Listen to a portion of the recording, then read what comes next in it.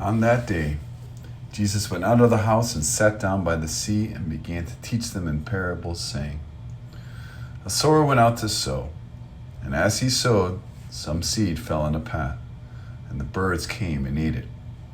Some fell on rocky ground, where it had little soil. It sprang up at once because the soil was not deep, and when the sun rose, it was scorched, and it withered for lack of roots. Some seed fell amongst the thorns, and the thorns grew up and choked it. But some seed fell on rich soil and produced fruit, 100 or 60 or 30-fold. Whoever has ears ought to hear. If you read on through the entire passage from Mass yesterday, you hear other movements that the church has set aside for this week's reading or encounter with the Word. But I'd like to focus on the parable itself. I'd like to think big picture. I'd like to zoom out, as it were, and suggest something I came to a number of years ago when I came to this passage in prayer. I'd like to suggest that the paths are not simply about different people as they encounter the Word, but the paths are like 4 stages or 4 ways that we encounter the world, all of us. Think big picture, think cycle in life. Try to think about this story as the process that we all must go through, one way or another, in this dance that we call faith. How do I respond to the Word? Again, the seeds of the Word. How do I hear and respond to Scripture in the church, at school, at home? How do I respond to the Word that I encounter throughout my daily life? Think about your life briefly. What have been the times when the Word or seeds fell on the path and were taken away by the birds? Maybe hopes, dreams, expectations we had for life. Think about when the seeds fell on rocky ground.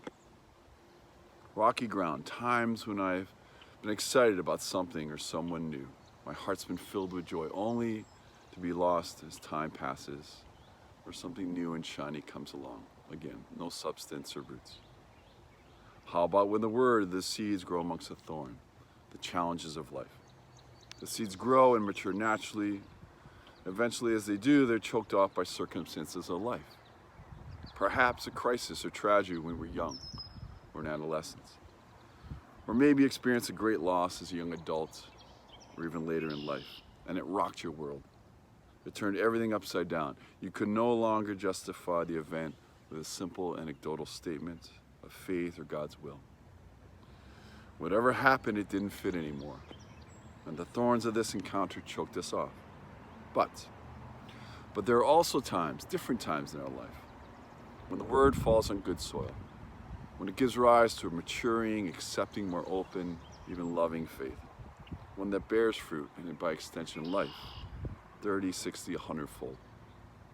So seen from a larger perspective, we can see the story of the sower as our own story. And it's true that we all move through these experiences, these paths. So if it's true, then perhaps we can be a little more patient with ourselves and even with our children. Perhaps that's our prayer, to be more patient and accepting of the process as we make our way towards the good soil, opening our eyes and opening our ears as we do, so we can truly listen. Often that's my daily prayer. Lord, that I might see. Lord, that I might listen deeply. And remember, our journey, this journey is not linear.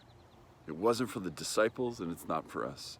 Sometimes it's 2 steps forward, 1 step back. Sometimes it's 10 steps back. We can seemingly have a great faith life and then have it choked off by the thorns. But if we stay in it, if we sit in the confusion, sit in the questioning and the chaos, the loss, even the suffering, if we sit in it, the thorns will pass and we will grow again.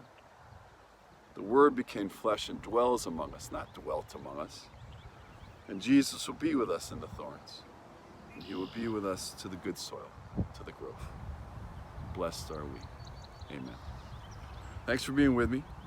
Hope you have a great week.